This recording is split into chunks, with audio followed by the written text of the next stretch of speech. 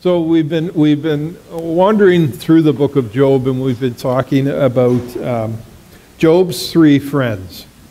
And when I was younger, I was reading the book of Job, and I was always amazed when I was reading Job's three friends, their arguments, that they made so much sense. Job was a man, he loved God with all his heart, and loved his family, and he was very wealthy, and a deal was made in the heavens. And Job ended up losing everything. His children were killed, all his riches were gone.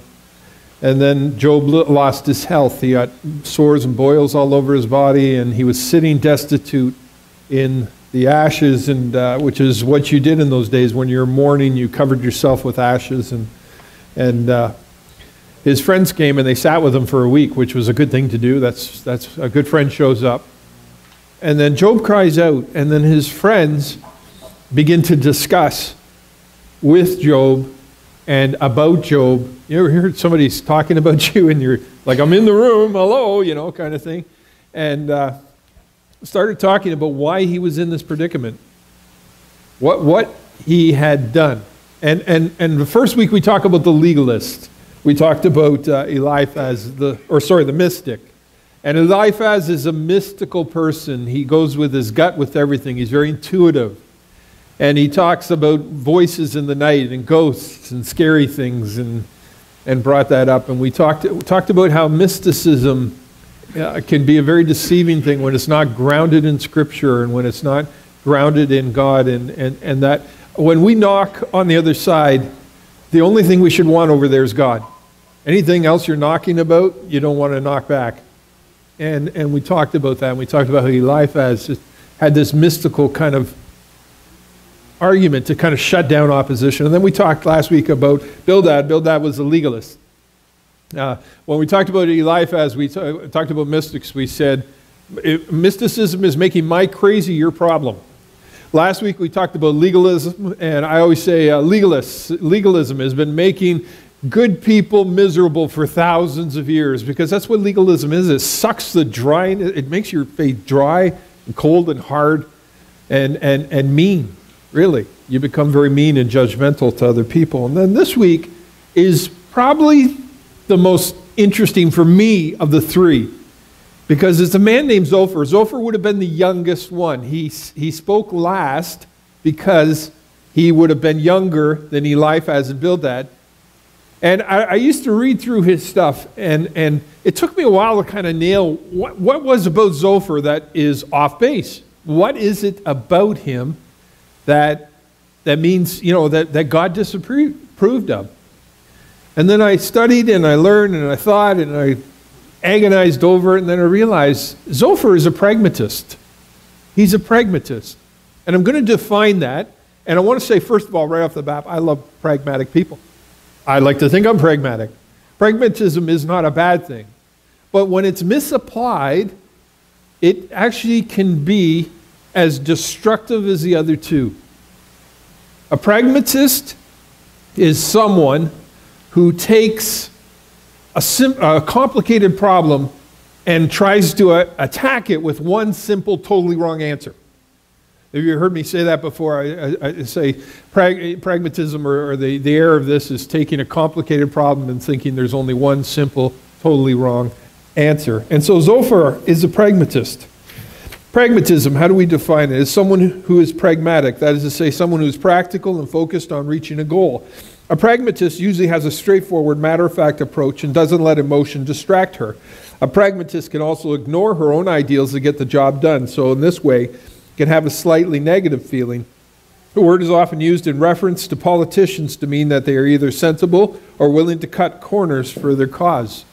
And so a pragmatist is someone that identifies an end and then approaches it with obvious observations. And they can take something that is hard to understand and try to almost fluff it through, because they want what's on the other side. And Zophar is listening to these other two argue with Job, and they're listening to his response, and it's like it's steam building up in him. And all of a sudden that steam comes forward. And listen to the things that Zophar says. This is his approach to Job, because He's convinced Job has sinned. It's got to be why Job is suffering. He's done something wrong. And so this pragmatic view is, Job, you've lost everything. Your health, your family, your riches. You're sitting here in ashes. It's kind of obvious God must hate you. You must have done something wrong. And so listen to some of the words he says. Zophar says to Job, are these words to go unanswered? Is this talker to be vindicated? Will your idle talk reduce others to silence? Will no one rebuke you when you mock? Oh, how I wish that God would speak and that he'd open his lips against you and disclose to you the secrets of wisdom, for true wisdom has two sides. But the witless can no more become wise than wild donkey's colt can be born human. Okay, Zophar basically attacks Job with this machine gun of blatantly obvious statements. See if you disagree with any of these statements. When you say something, you complain about God, he'll never respond. No, of course he's going to respond. Are these answers, things go answer, or this talker be vindicated? He says, oh, how I wish God would speak, that he would open his lips against you. How many people believe God speaks to us today? He does. Zophar's saying, oh, I just wish he'd solve this. Come here and just talk to you. He said, I wish he would disclose the secrets of wisdom, for true wisdom has two sides. Anybody disagree with that? There's two sides to every argument. Anybody disagree with that? No, that's obvious. But the witless can no more become wise than the wild donkey's colt can be born human. Dumb people aren't smart. How many people believe that? Right? These are obvious statements. And he's taking this man in this complicated, horrible, suffering state, and he's hitting them with these things. And he's attacking Job. He's making him on the defensive. What's wrong with pragmatism? Well, a couple of things jump out at me. First one is it's simplistic. I found when I was younger, I was a little more pragmatic because I had all the answers to things. I find the older I am, the dumber I get in some ways, or at least aware of there's some things that I don't know. I think sometimes the beginning of wisdom is a fear of the Lord and then knowing what you don't know, or knowing that you don't know everything. See, a pragmatist, this young Zophar, this younger man, probably got through life by making sense. Probably when he spoke, people said, oh yeah, that's right, because he said it with such confidence. And when I was young, I could make these kind of blanket, obvious statements and hit people over the head with them. You should pray more. Well, how many people in a room are going to go, well, yeah, duh, or going to go, yeah, I should pray more? But when I was young, as a preacher, I would say obvious things like that. You should sin less. I mean, just obvious statements, and then get people feeling bad because of the force of my argument. When I didn't realize, and I've learned since then, is that when you beat up the church, it's like beating up sheep. They make lots of noise, but it doesn't really get them anywhere, right? A lot of bah, bah, but it doesn't change behavior. Allowing the Holy Spirit to change us and transform us is a lot more of a subtle, aware transition in people's lives. Occasionally we need a wake-up call. But I've learned that that's not the only approach to ministry. It's simplistic. It's also uninformed. It addresses things it doesn't understand in confident tones. So the pragmatist will walk into a situation where people are doing a certain thing and will say, oh, this is all you need to do. Oh, if they just did that. How many of us, we sit around our kitchen tables and we look at politicians or we look at movie stars or whatever and say, well, if they just did this, everything would be fine. Don't do drugs. Like all that fame and everything, they must be so lucky. I mean, why are they throwing that away? Not understand the complexity of what these people are going through. It's uninformed. And then it lacks honor when it addresses others. Because a pragmatist thinks they understand, it can make them a little cutting. It can make them use these statements and hit people between the eyes with them without really any kind of honoring of who they are. And we live in a world where this kind of thinking is huge. I mean, if you've been on Twitter more than 10 minutes, you hear these little biting comments. You know, you see these criticisms, you see these observations. If you talk at talk shows, I can't do talk shows because when I watch them, I'm just amazed at how everybody has an opinion about everything, and you're listening to the opinions, and you're thinking they all contradict each other, and it just drives me nuts. If they just did what I said, they'd get it right. We tend to think, and we tend to treat people like things when we come to simplistic answers. You see, to be a follower of Jesus Christ means taking a humbler approach, and then an approach that looks at human beings and goes, this person is made in the image of God. Why is it Christians historically and traditionally have always been for the little guy? How come the Christians are the ones that started the hospitals? Come the Christians are the ones that take in the poor, the ones who feed the hungry and visit the prisons and those kind of things? And it's really funny. We live in a society where we think the government does all that or should do that. But I'll tell you, the times I've been in ministries with food banks and prison ministry and dealing with complicated situations, I'm amazed the number of Christ followers who feel led to deal with people who have no voice themselves. I remember growing up at my mother's home. My mom is an activist. She really is. Like she just was always an activist. And by that, what I mean, for the little guy, for women's rights, for all those things. I remember growing up, I was in this all-female house. And boy, I really got told how I would conduct myself as a man when I grew up, because my mom kind of grew up in a world where men were horrible to her, and a work environment where men were horrible to her for no other reason than she was a woman. And so my mom really educated me in that. So I'm still purely male, but I get it right sometimes, you know, as a basis of that. But one of the things I loved about my mom is every Christmas or different times during the day, when she wasn't working, she would have people over from our community that nobody else would pay attention to. I remember there was one German lady and her daughter Uli, and we used to see them walking around Ophel all the time, walking. Her mother was fairly old. She had Uli when she was quite old, and the mother walked Uli. You see, Uli was born with a hole in her heart that was irreparable. And so as a 16, 17-year-old, she asked the doctor, what can I do? How can she survive? And he said, you have to walk her, you have to exercise her, you have to keep that heart going all the time. So she used to walk with Uli 10 to 15 miles a day, all over, rain, shine, snow, whatever. And she used to come by my house, and my mom would take her in, and we would have tea and all those kind of things. And Uli loved my mom. She called her Mrs. Snodgrass. I don't know why, but that's what she called my mom. My mom seems to collect odd names. And called her Mrs. Snodgrass. And her mom would sit there and talk in this thick German accent. And I could barely make a word out. But my mom would listen with patience and look into her eyes and help her with things. My mom used to advocate for people all over town who couldn't advocate for themselves. She was like a lawyer who wasn't a lawyer. She used to fill in forms, help people get, different government grants, help people enlist in schools and all those kind of things, because she really valued people. She loved people and she honored them. She honored people that everybody else would overlook. And a Christ follower does that. But as a pragmatist a lot of times doesn't want to be around people like that because they're kind of a contradiction to their argument. And so what they do is they want to be respected. They want to be thought wise. They want to be thought smart.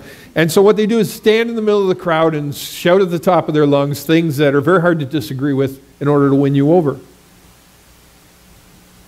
But that's not the way of a Christ follower. So this is, and I got to say this, of all the people Job answers, Zophar's the one he answers a little bit like you're kind of nailed it. And just listen to Job's response. His first response. Job replied, doubtless you are the only people who matter, and wisdom will die with you. But I have a mind as well as you, and I'm not inferior to you. He's basically asking Zophar, why are you so special? Oh, you've got to figure it out, eh, Zophar? Darn it, I just wish I'd had you 6 weeks ago. Where were you?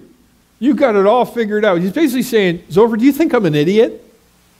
Do you really think you're smarter than everybody else that's standing around here? Why are you elevating yourself? Do you think I'm sitting here in the ashes and I haven't thought of these things? You think by making these blanket, cold, ruthless statements that somehow it's never dawned on me? It's kind of like, why are you so special? What is it about that? Why do you stand out? Why are you so smart? And I don't want to say that this is just, pragmatism is just a crime of the young, okay?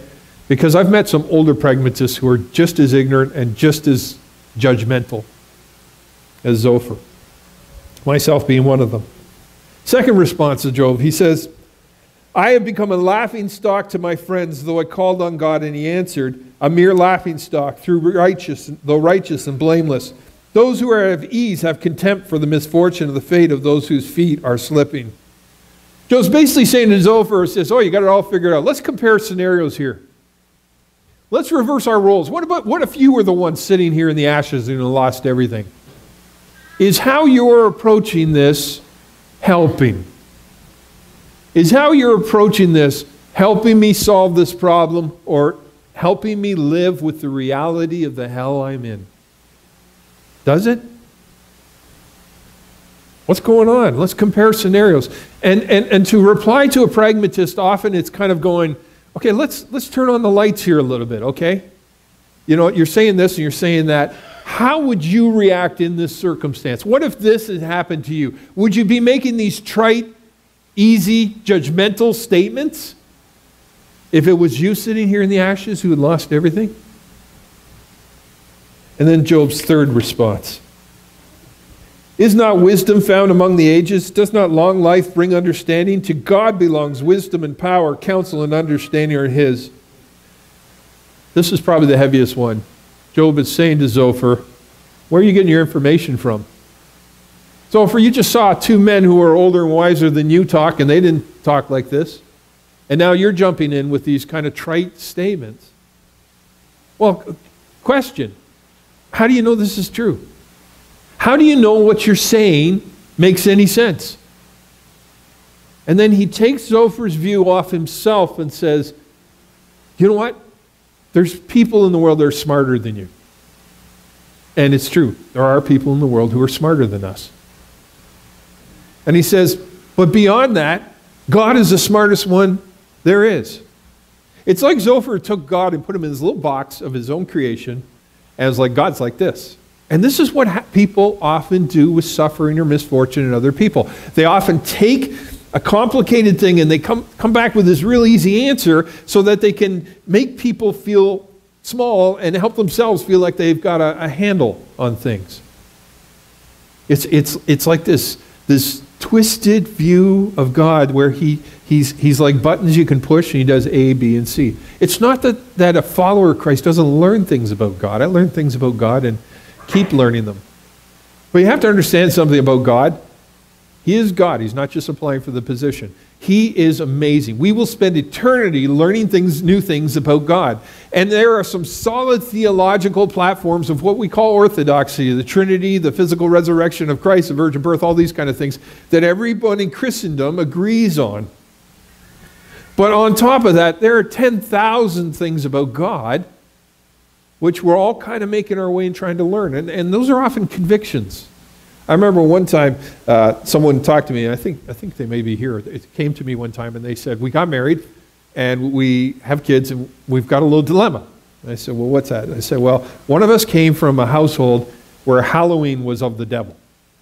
And you would never take your kids out trick-or-treating, and you basically shunned that and you wanted nothing to do with it. And the other one came from a house where Halloween, sweet, free candy, bring it on, you know, and they put their costumes on, they went around with their bags, they hit every neighborhood, they would drive across town and hit the rich neighborhood to get as much candy as they could, you know, and all that kind of thing, and they just reveled in it. And they said to me, which one of us is right?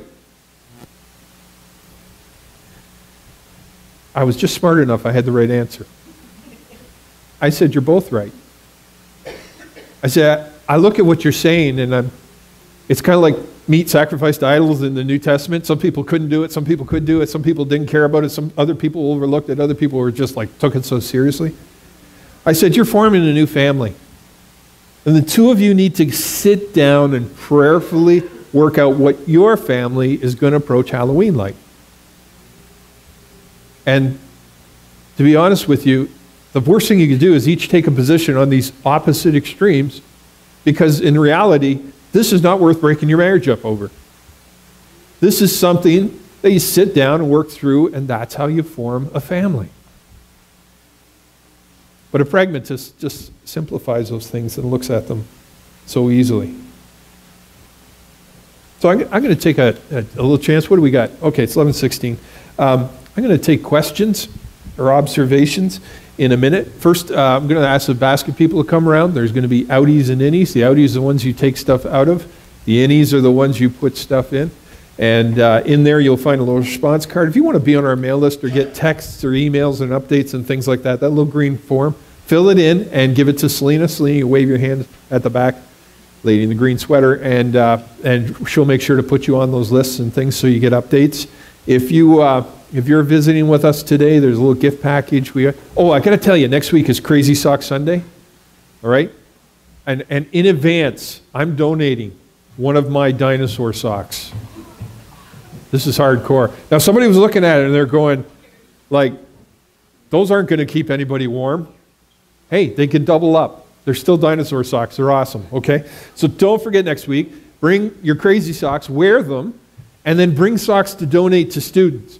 Because as you can see, it's winter in Canada, and a lot of people don't have warm socks, or they travel here and they're from a place that's warm and they're not prepared for winter. And so what we do as a congregation, we support the food bank. We are the sole provider of the food bank, and we donate clothes and toiletries and anything like that. And thank you for being a part of that. That's been a ministry. It's had a deep impact on the psyche of this college. They love us for it and things. So I'm just going to show a quick clip, and then I'll take questions.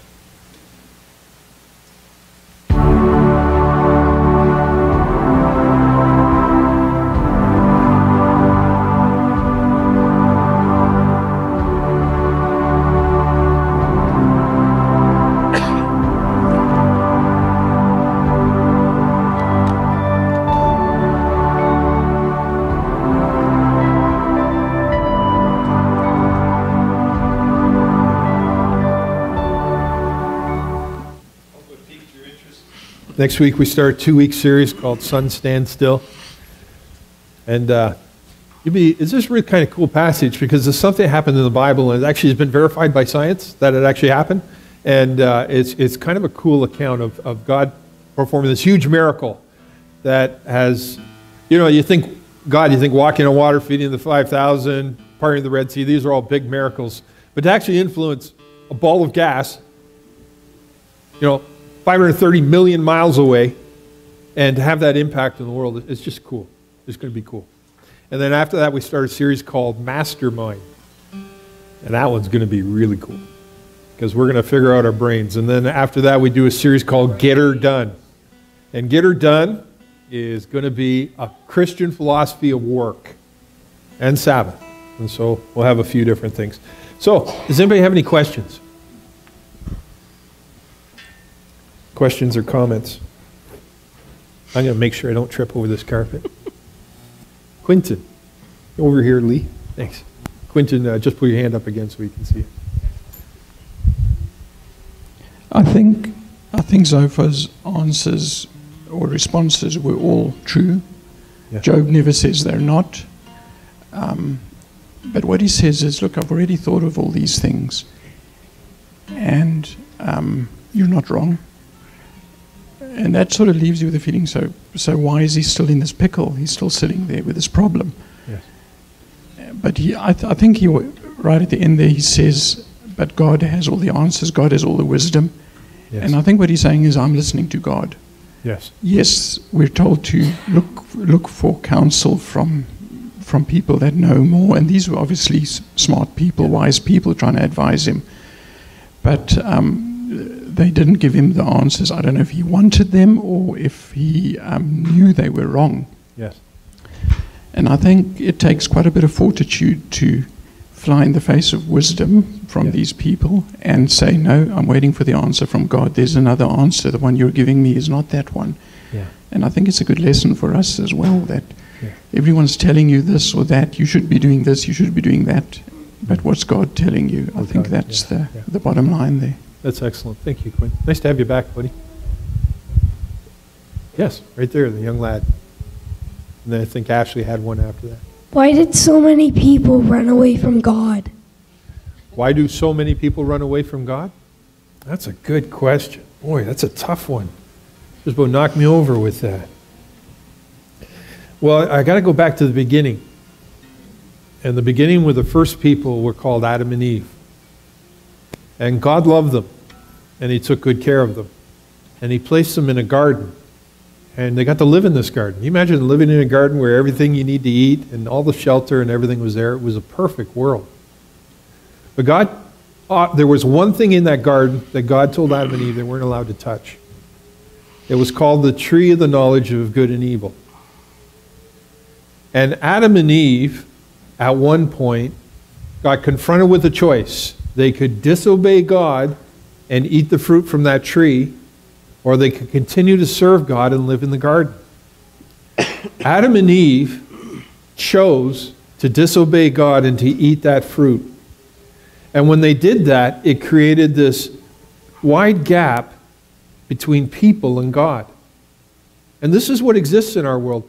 You know, when you look around the world and you see people do bad things and you kind of know they're bad, or you see people do hurtful things, or you see people suffer or get sick, and all those kind of things. When you see those things, that's what happened as a result of that choice made right at the back. The first people, it introduced a concept or a reality into our lives called sin. And sin is something that drives us between God and himself. So throughout history, people always trying to go, well, how do we get back to God? And a lot of people said, well, I don't even want God, and walked away from him. And this created this huge problem, and people tried to solve it. But nobody was smart enough to solve it until Jesus came. Jesus was born like you and I. He grew up as a human, but he was God in the flesh. He lived a perfect life. He lived the life Adam and Eve should have lived. And then he died on a cross, and when he died, he made it possible for you and I to now be attracted to God, to come to see him, to be his children, and that when God sees us, he sees pure people like Adam and Eve were originally before that. And the reason many, many people run from God is because of sin in their hearts. And they haven't come to a place where they realize they need God. But every single person gets a choice. They get times in their life when all of a sudden they look around them and they go, this evil, this sin in my life is ruining it, and I wish there was something different. I wish there was something better. And it's often in those times that God talks to their hearts and says, come to me. Come to me. And people who respond to that invitation are what we call Christ followers. And there's millions and millions and millions of them in the world. But there's also many people who haven't heard that message yet or haven't responded to it. And some people run away from God because they want to be the bosses of their own lives. Some people run away from God because they just haven't learned about him yet.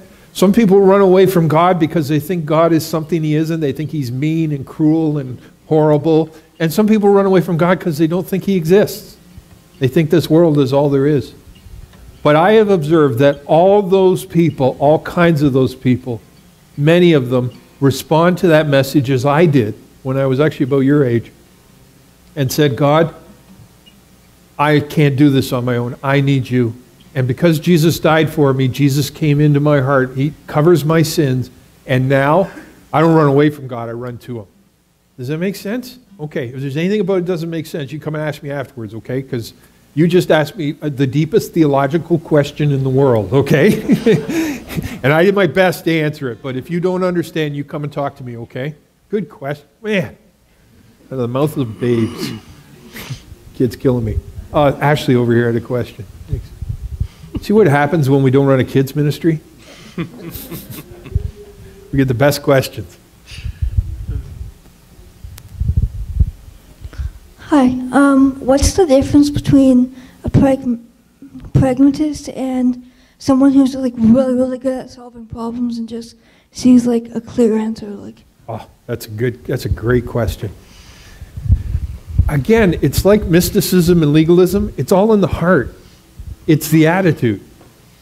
Like I said, I was telling you last week, you can take a legalist and you can take a dyed-in-the-wool Christ follower or love God, and you look at them and their conduct actually isn't that different. They actually kind of believe the same things are right and wrong. The problem is, one is their heart is dry and mean and cold and bitter and angry, and the other one is just like, God, what else can you teach me today? They're more childlike. It's the same with the pragmatist. There are some people that are good at giving answers. There are some people that are really good at looking at something and seeing clearly.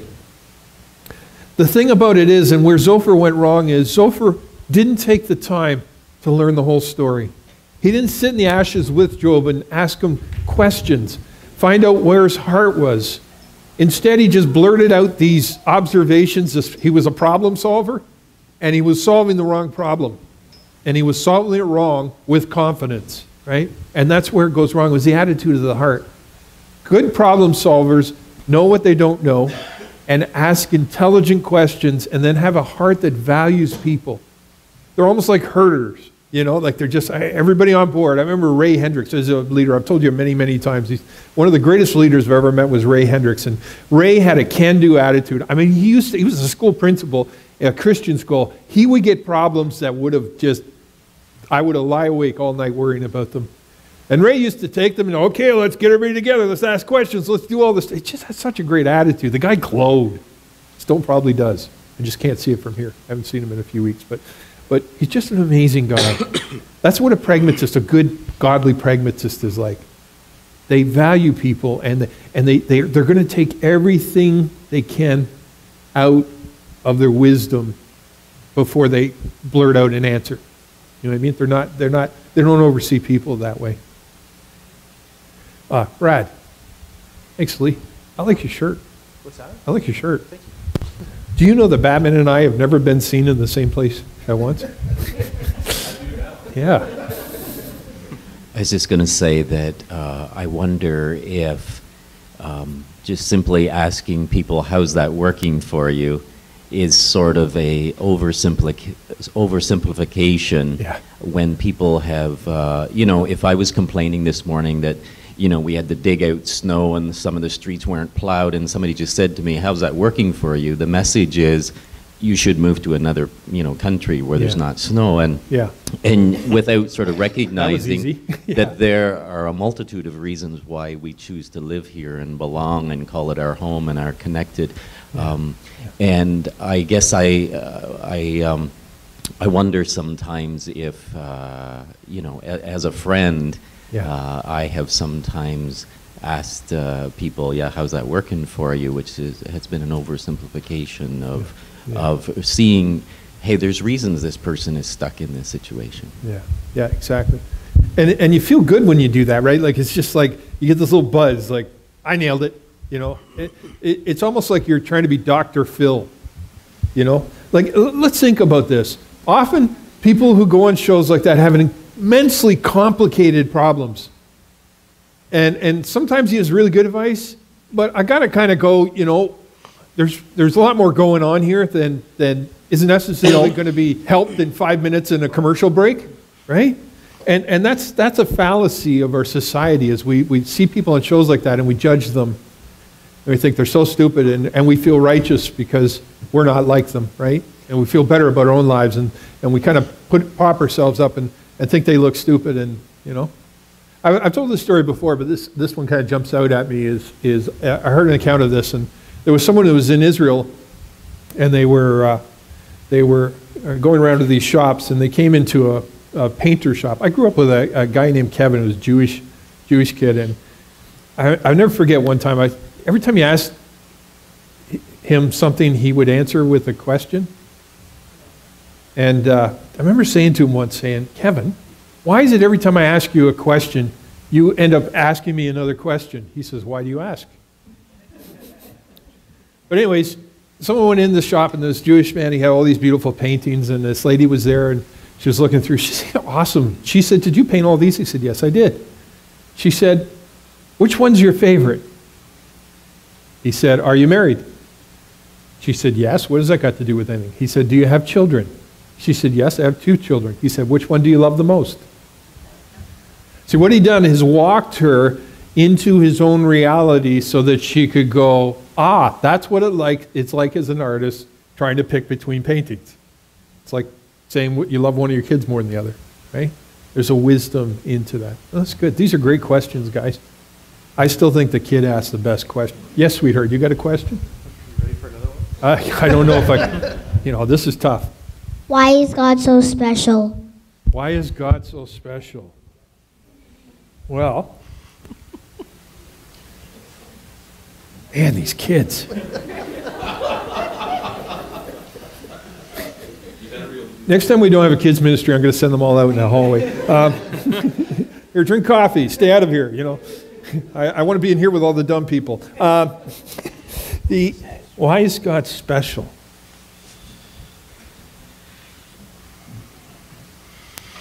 Why is he special and nobody else, right? When I was young, I thought I was really smart when I thought one day and think, why couldn't I be like God? Why does he get to be like this? Maybe if I had been born like God, I would be God. And I remember just going these circles in my head and things like that and thinking I figured things out when I was just waking up to the fact that there's fate. God is special because he is the originator of everything good, everything special, everything loving. God is love. And he's special because any good thing you have or have had or will have is founded in him. And so when you feel love for your dad or your mom or your brother, I'm sure you love him all the time. When you feel special love for them, that's God at work in your heart. He made you like that. And when you have a day and you did well on a test, or you had a good day, or the sun's outside and you're enjoying it and everything like that, that's an expression of what God is like. God is love and goodness and light and everything pure in the world. And that's why he's special. And that's why my sister is the only kid in this family that has blonde hair and blue eyes. Yeah, he made her that way. Yeah, do you know what? He made everybody that way. He made everybody special. There's a verse in the Bible that says, he knit us together in our mother's wombs. It means he made you. He knew you long before you were born, and he was putting you together, and he was thinking of what you would look like and picking the color of your eyes, and that's why you're special. Because God made you special. And he's the source of that. Right? So that's why he's so special. Anything in life that's good or pure or loving, this is God. And you know what's great? Is God promises us that someday we're going to live close to him where he is, in a world that everything is special. In a world where there's no more hurt or sickness or hardness and sin and bitterness and fighting. We're going to live in a world where every day we wake up and it's good. And that's why God's so special. He's given us so much. Okay, no more kids' questions. All right. I'm going to ask you to stand. We're going to close in a song. Thank you.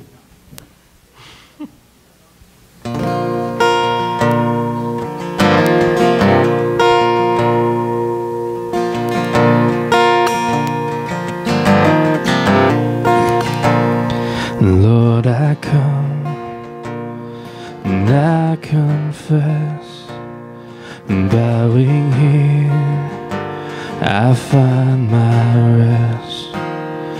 Without you I fall apart.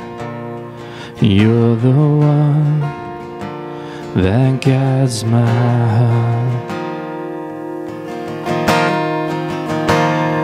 Lord, I need you, oh, I need you.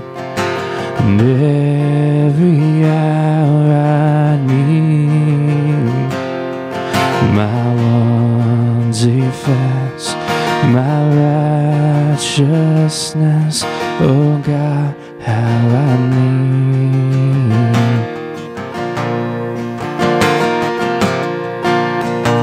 Where sin runs deep, your grace is more. Where grace is found is where you are. And where you are, Lord, I am free. And holiness is Christ in me. Lord, I need you. No, I need you. In every hour I need you. My one defense, my righteousness. Oh God, how I need you. So teach my song to rise to you. When temptation comes my way, and when I cannot stand, I fall on you.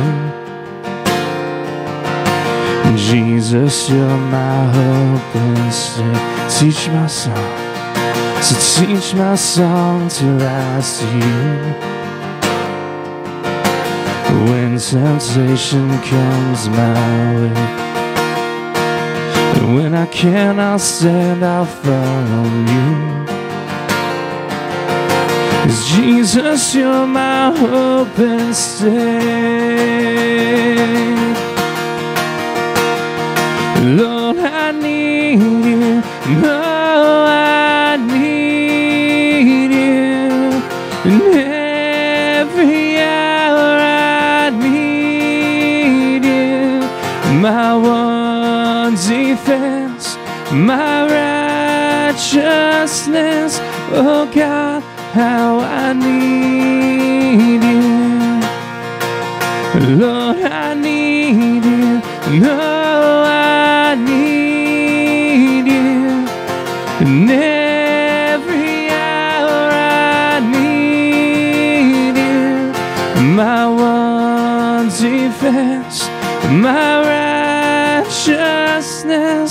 Oh God, how I need you.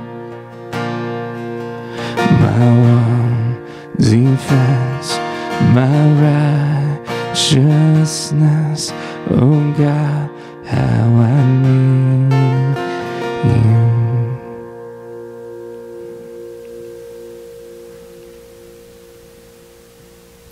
I love it when the kids ask questions. You guys did a great job. Thank you. I really do appreciate it. I was just teasing about kicking you out in the hall, sort of. And thank you for asking those good questions. I've been to see Pauline a few times. She got her hip replaced last week, and she is just humming right along. She is a trooper, I'll tell you. She wanted to come to church today, and Dave finally convinced her that walking more than 15 feet was not a wise thing when you just had your hip replaced and things. But she sends her love. She's bubbly. She's happy, and that's going really well. So continue to pray for her. Continue to lift up Darren. Darren, his brother, passed away in a car accident, and that was the second brother that he's lost that way, and their funeral was yesterday, and we sent flowers on your behalf, and we're praying for that family. But continue to pray for Darren and Molly and their family. I cannot imagine what they're going through. And if you can continue to lift them up. Again, it's nice to have Quentin back, and we missed you, and it's great to have Tyler and Ayla here and all those wonderful kids. And so make sure to say hi to them. Next week, sun stands still. So remember this from the questions. God is special, and He loves you. And if you're stepping into His wisdom, you're stepping into Him, and you're filling your heart with Him and loving Him, then how you treat people is going to change. And I think Zophar had good ambition. I like his ambition, I really did. It's kind of his heart was in the wrong place. So make sure your heart's in the right place as you're talking to other people. And love on them and treat them like they were made in the image of God, because that is what they are. Let's pray. Father, thank you for this day. Thank you for your grace, and thank you, God, for your wisdom. And we've been talking about the book of Job, and there's so much wisdom. I have scratched the surface. There's so much more to learn. And I pray that you just open our hearts and our minds, that as we learn, we take a step towards what it means to be a follower of Jesus Christ. We ask this in Jesus' name. Amen. If you have some business with God, there's a prayer room afterwards, and if you want to go in there and pray for a bit, just push the door closed, and someone will come and pray with you. Thanks for being with us. Next week, Sun Stand Still. Thanks again, and thanks for John standing in on worship today. We'll see you next week.